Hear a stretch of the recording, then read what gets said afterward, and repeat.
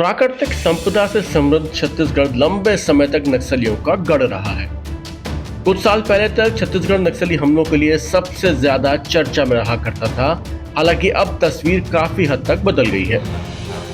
मुख्यमंत्री विष्णुदेव साय के नेतृत्व में राज्य सरकार नक्सलवाद की सफाई के लिए बेहतर रणनीति पर काम कर रही है और उसके बेहतर परिणाम भी अब सामने आने लगे हैं।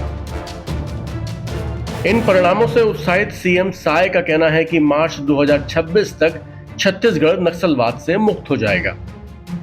राज्य सरकार केवल नक्सलियों के सफाई तक ही सीमित नहीं है, बल्कि वह उन्हें मुख्य धारा में वापस लौटने के लिए भी प्रोत्साहित कर रही है, जो सरकार का मानवीय चेहरा दर्शाता है। सरकार की नीयत, नीलानार योजना और नई आत्मसमर्पण एवं पुनर्वास नीति से नक्सली बंदूक छोड़ने को प्रेरित हो रहे हैं और नक्सल प्रभावित इलाकों में विकास परवान चढ़ रहा है। अब तक 1700 से ज्यादा माओवादी समर्पण कर चुके हैं, जबकि 600 से ज्यादा नक्सलियों की गिरफ्तारी हुई है। हाल ही में अबूझमाड़ क्षेत्र में 2 नक्सली मारे गए थे, जिन पर 40-40 लाख रुपए का इनाम घोषित था। मुख्यमंत्री का कहना है कि यह सफलता केवल नक्सलवाद के खात्मे की दिशा में एक निर्णायक पड़ाव ही नहीं है, बल्कि छत्तीसगढ़ में शांति, सुरक्षा और विकास की प्रक्रिया को भी तेजी प्रदान करती है। सरकार की नियत नीलानार योजना आदिवासियों में विश्वास पैदा कर रही है कि सरकार को भी उनकी चिंता है।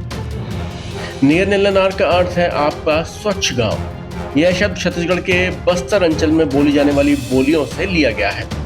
इस योजना का उद्देश्य नक्सल प्रभावित क्षेत्रों में आधारभूत सुविधाएं और सरकार की करीब 32 कल्याणकारी योजनाओं का लाभ पहुंचाना है।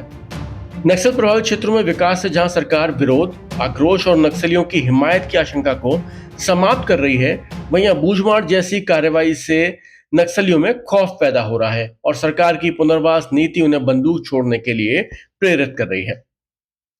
छत्तीसगढ़ में हो रहा यह बदलाव केवल राज्य के लिए ही अच्छे संकेत नहीं है, बल्कि नक्सल प्रभावित दूसरे राज्यों को भी एक दिशा प्रदान करता है।